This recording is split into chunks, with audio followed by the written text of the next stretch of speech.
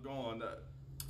Over in Luke chapter 8, there's a story about Jesus on a boat, and a life-threatening storm shows up, and his disciples start freaking out.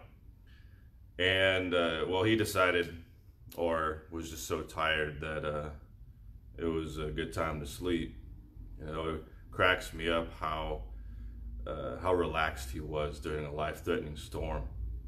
Well, his disciples try to wake him up, and they says to him, "Hey, Master, we're getting ready to die. What's going on here?" And he gets up and he calms the storm, and he says, in verse 25, it's Luke 8:25, "Where is your faith?" Now, I love that question because, there are different external circumstances or issues or things that come up from time to time. And of course, sometimes they're global. Sometimes they are life-threatening, like this storm was.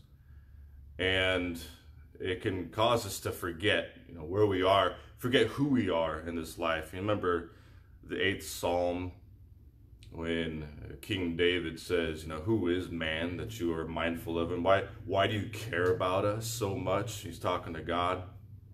I really appreciate that psalm because, no matter what's going on, we have a God who is always looking out for us, and there's something way more than this life.